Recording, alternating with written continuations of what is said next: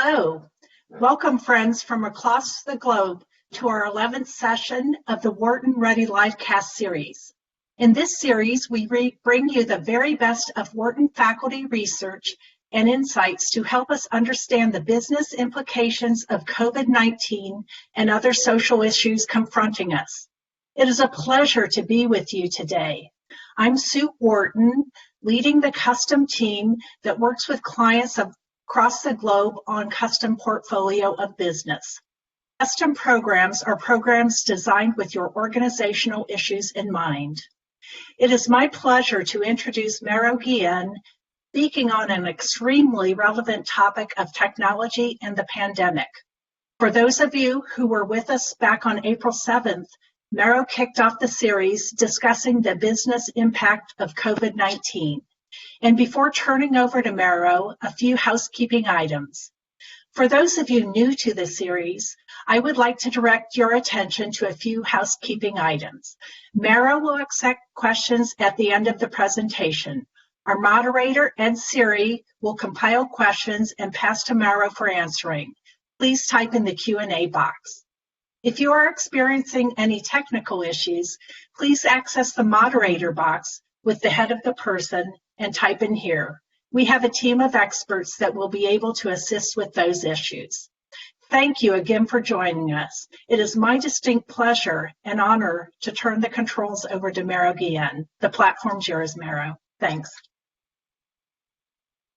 Thank you so much, Sue, for your kind introduction. Welcome, everyone. It's very nice, so to speak, to see you again on this platform. And I would like to share with you some analysis over the next few minutes about the ways in which technology is going to change the post-COVID-19 business landscape. First of all, we will be sharing the slides that you're about to see, so no need for you to take snapshots of the screen. And also that I will speak for about maybe 12 minutes or 15 minutes, leaving hopefully ample time to answer your questions. So please start submitting them at any moment using the Q&A icon on the screen.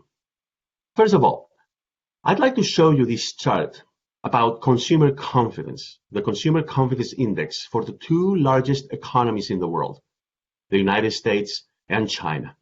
And of course, over the last few weeks, we've seen a dramatic collapse. This indicator has plummeted very quickly over the last 6 to 8 weeks. Now, we also see some signs of recovery, and this, of course, is very good news, both in the US and China. But that's not the most remarkable aspect of this chart.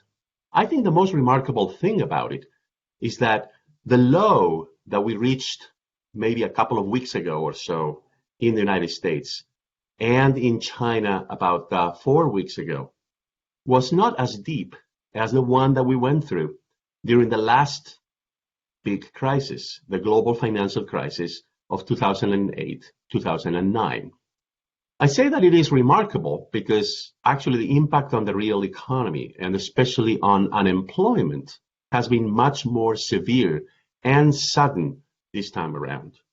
So one would have expected perhaps to consumer confidence also decline very swiftly following the unemployment figures, but it hasn't.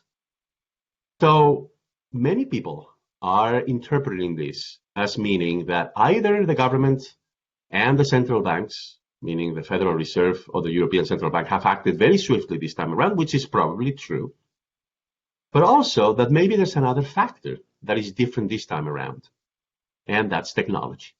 We're talking here about consumer confidence. During these past few weeks of lockdown in many countries around the world, consumers have been able to use technology to, in some cases, continue working, but for most of them, to continue shopping, to continue securing the kinds of goods and services, especially the essential ones, that they need. So I'd like to focus your attention on 4 areas of post-COVID business priorities that I think are going to be fundamentally reshaped by technology over the next few months and years. The supply chain, automation, remote work, and e-commerce. And I'd like to share with you some data as to how business leaders, especially here in the United States, are thinking about these four issues in the context of technology. Let's first listen to the CFOs, the Chief Financial Officers. As you can see on this chart, we have data from a survey conducted by PwC at 2 points in time, April 22nd of this year, and again a second wave on May 6th. Well, we see quite a bit of consensus among CFOs in this sample that workplace safety measures and requirements will need to be changed, and also that physical distancing may need to be introduced in the workplace, and also that they want to reduce exposure to potential contagion. Those are the three sets of bars.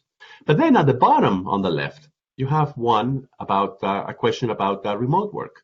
And as you can see, about half of CFOs are thinking that maybe they should make remote work a permanent option at their companies.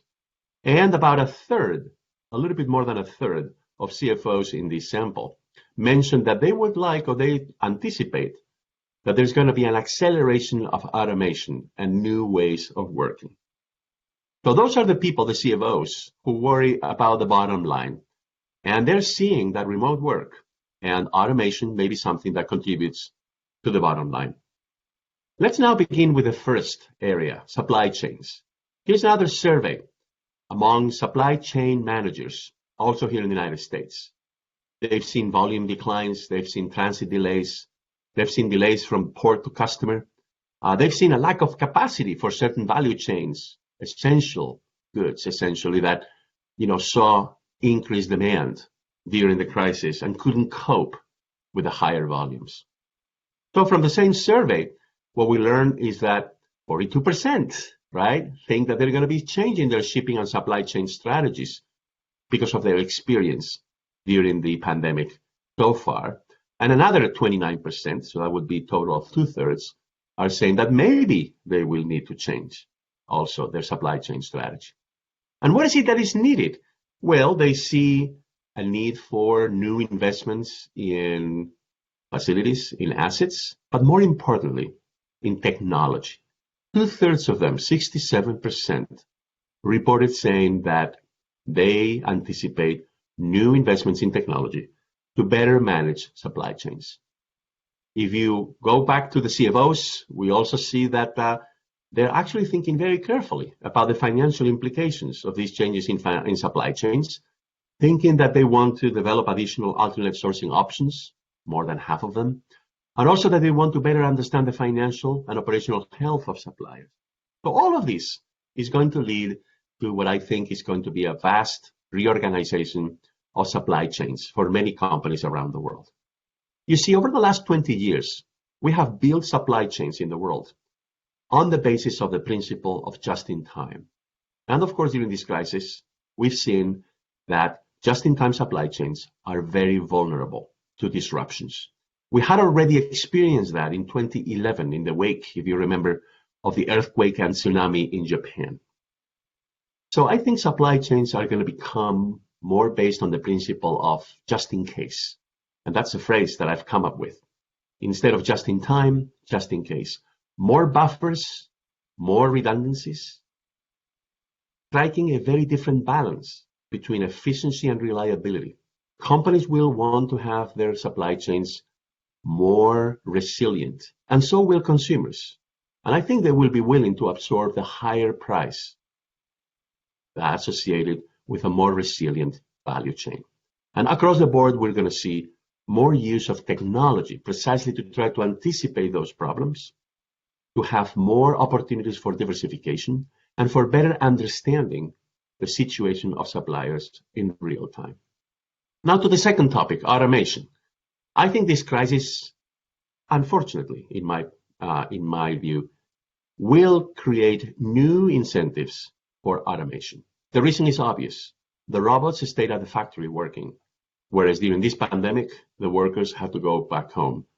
Even worse, when workers returned to work, like at those meat packing plants in the Midwest in the United States, they fell ill. So I think one of the lessons from this crisis is that perhaps automation can help us protect ourselves from the future impact of pandemics.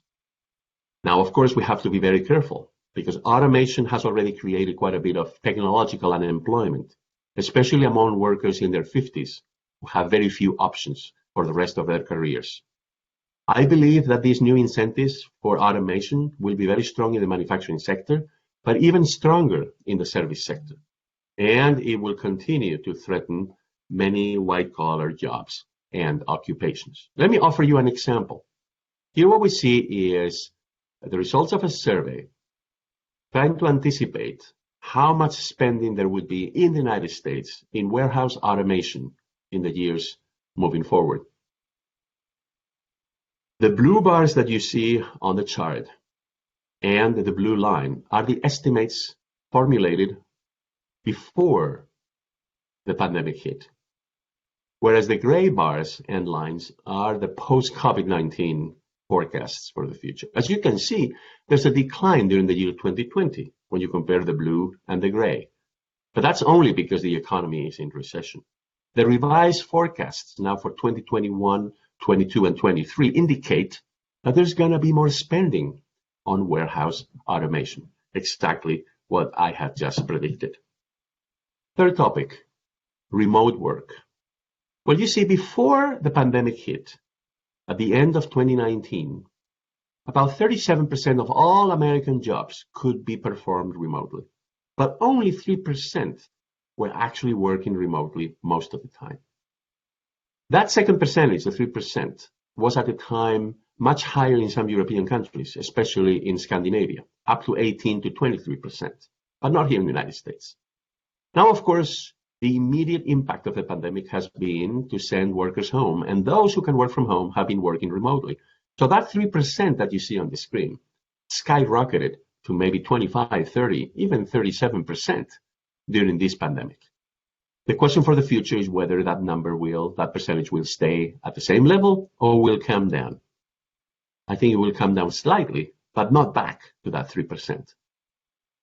But there's going to be an even more important change, structural change, which is that 37% is also going to grow in the near future as companies come up with new ways, including automation, to restructure their operations in such a way that they can send more workers home, and those workers will be performing their duties remotely. In other words, the 37% may very soon become 40%, 45%, 50%.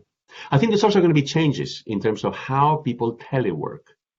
Perhaps not so many people will telework from home, but there will be more people working out of so-called co-working spaces. Before the pandemic, these accounted for only 8% of telework. Now, lastly, e-commerce. Digital platforms, of course, have taken off during this crisis. We're all using right now one of these platforms for work or for education. And as you can see on this chart, that has been, at least until the end of April, the single most important increase in terms of platform use, followed by computer games, online shopping, streaming, and so on. But more fundamentally, let me just show you how, we should be very, very careful and paying a lot of attention to what's going on. When it comes to e-commerce, everybody assumes that Amazon is doing great, and it is. And if you know, they have hired more than 100,000 additional people here in the United States to cope with increased demand. But the real winner in e-commerce have been Shopify. Shopify is a Canadian platform that specializes in marketplaces. So they offer small companies the opportunity of placing a storefront on their platform. And you see, they have grown because of the enormous growth over the last few weeks in short distance e-commerce. That is to say, companies that ship their goods to consumers located less than 15 miles away. Amazon has completely missed this opportunity, but Shopify has actually surged ahead. And you can see on the chart that the stock price for Shopify has grown so much more quickly than that for Amazon, even though Amazon has also beaten the purple line that you see on the chart, which is the NASDAQ index. So in conclusion, and please just start sending your questions using the Q&A feature on this application. In conclusion, I think we're going to see across the four areas, supply chains, automation, remote work, and e-commerce, an explosion in the use of different kinds of technologies.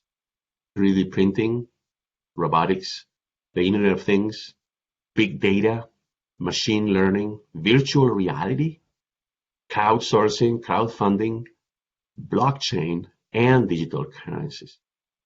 So I think this crisis will accelerate the use of each of these technologies in different parts of the business landscape. And I believe that we have to be very careful about what the social and the political implications of this more intensive use of technology might be. So let me leave you with those thoughts. And I'm going to ask Ed to please start sending me some questions from the audience. Great, thank you, Mauro. And we do have a lot of good questions. So the Wharton moderator team has been monitoring all the questions coming in. So Mauro, we'll get to them momentarily. Just want to remind everyone that we will be providing you with PDF versions of the slides, so no need to post that through the Q&A. We'll be sending those out after the presentation is over. Now, Mauro, to go back to your book, Global Turning Points, you suggest there will be continued population shifts to cities. Now, given the topic today and the current environment that's going on, what changes, if any, do you see regarding this shift that you talk about, and on commercial real estate too? Yeah, so first of all, the easy part, I think commercial real estate, office space, that's going to suffer, at least in the short run, as a result of this pandemic, and the fact that people are trying to stay away from cities altogether. The second important point is that, by contrast, I believe that residential real estate might actually get a boost. I think we've all learned during this pandemic that having enough space in the home or at home is actually very important. But to the more important question, yes, cities, I think, will need to reinvent themselves. But you see, even before this pandemic, and I've noted that in my book, and also in my forthcoming book on the year 2030, cities were already, I think, overgrown in many parts of the world, and still growing very fast, especially in emerging markets and in the less developed countries, such as those in sub-Saharan Africa. And cities occupy only 1% of the land, but they are home to 55% of the population, and they contribute 80% of the carbon emissions in the world.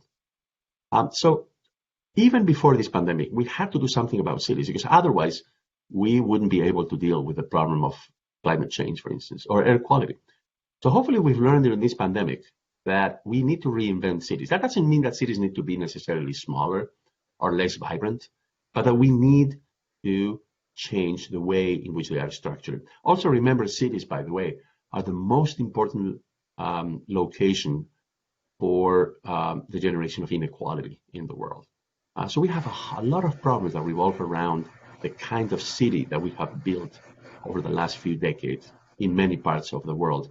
And I think hopefully this crisis will create an opportunity for us to rethink some of those parameters.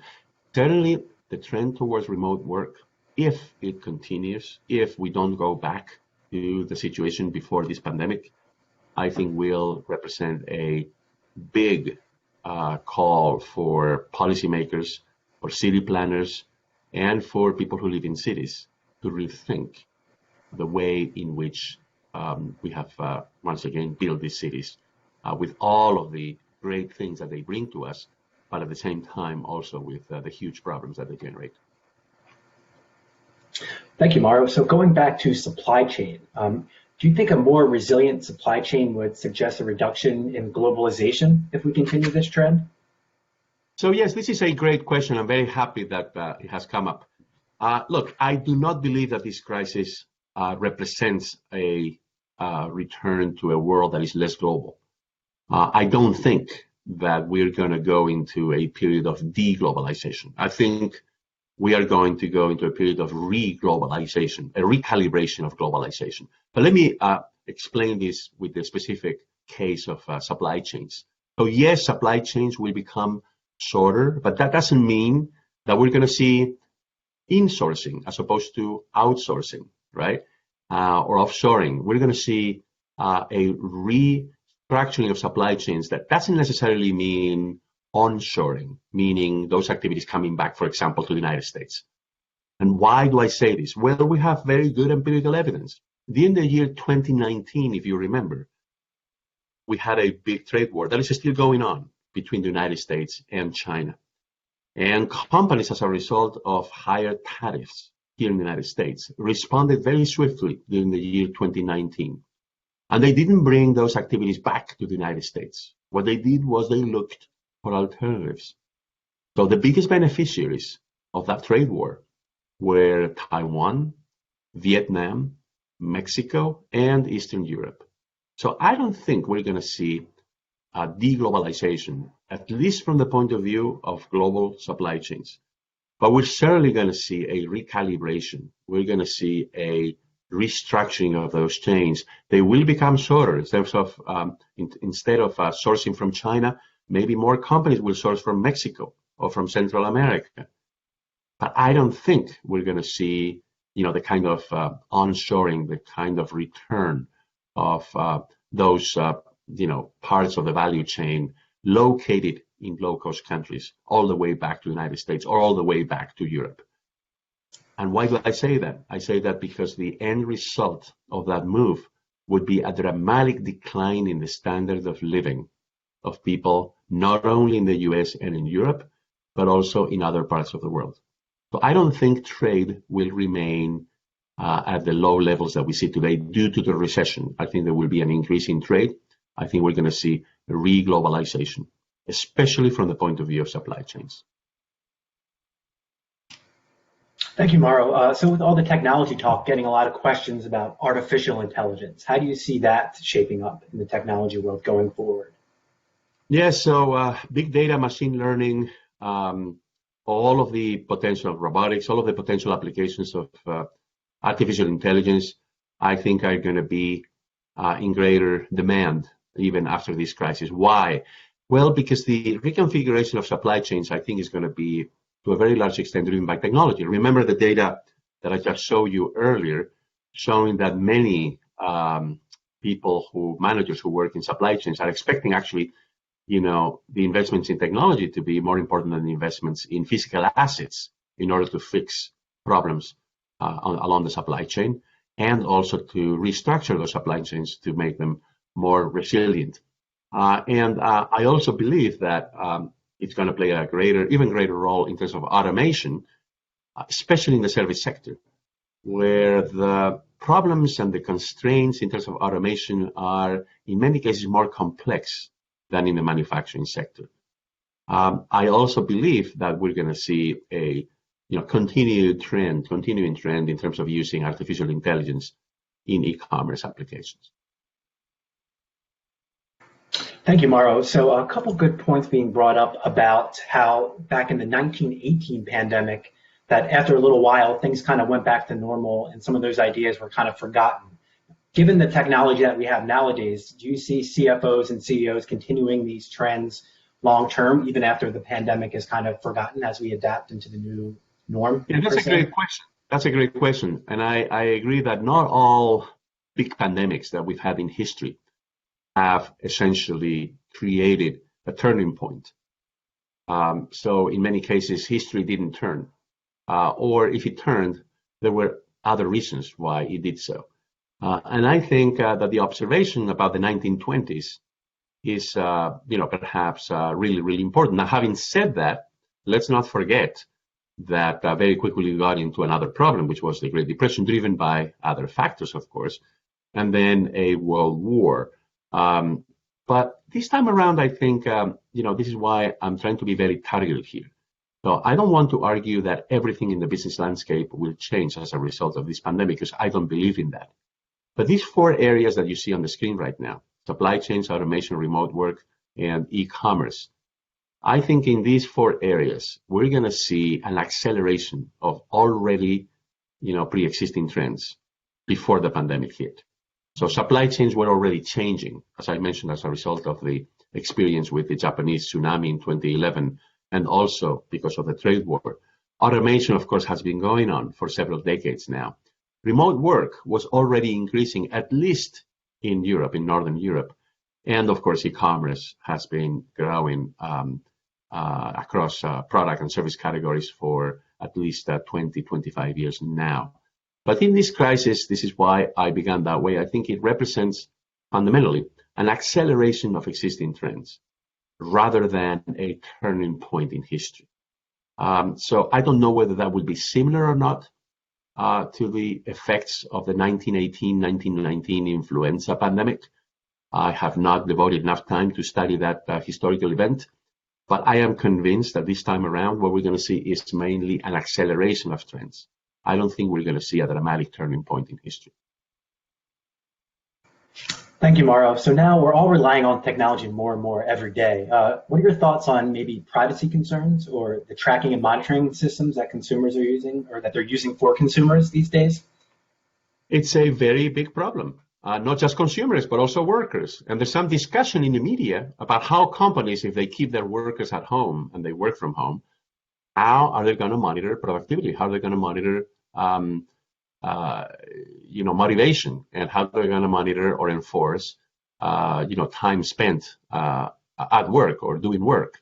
And this is why on the table that I have on the screen, you see when you go back to the blockchain, all the way down to the bottom, before digital currencies, you see the blockchain.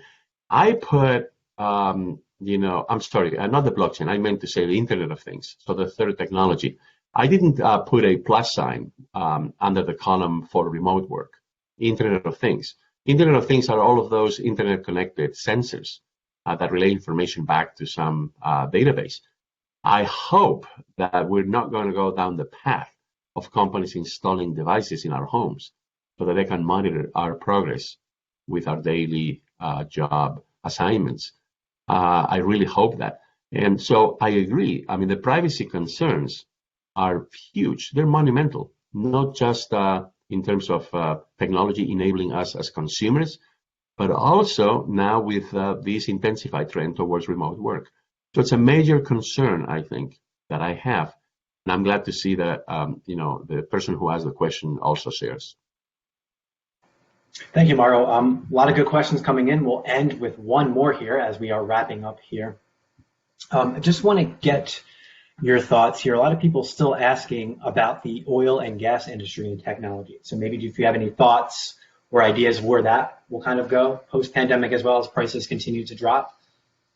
Well, I'm not an expert on the oil market, but essentially, what has been going on has to do with two issues. One is the pre-existing price war among some of the largest producers of oil in the world.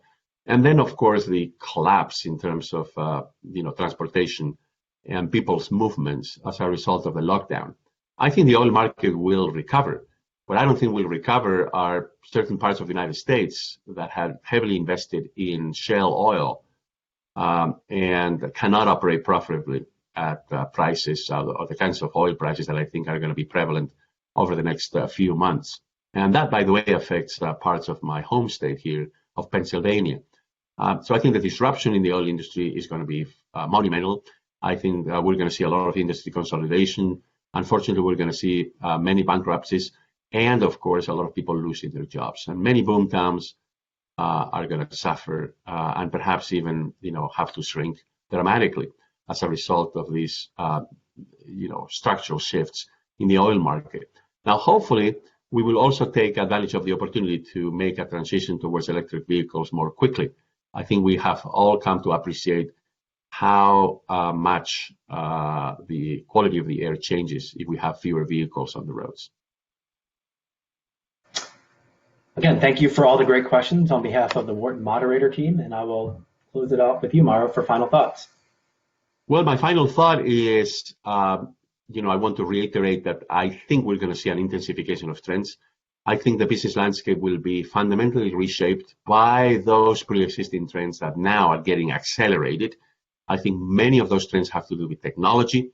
And per my presentation, I think the biggest areas for, to watch are supply chains, automation, remote work, and e-commerce.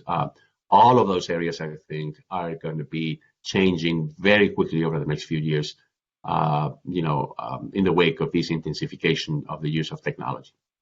Thanks, Mauro, for joining the session. As Ed had mentioned, the recording will be available in 24 to 48 hours. Mara, I particularly appreciated your candid comments during the Q&A session.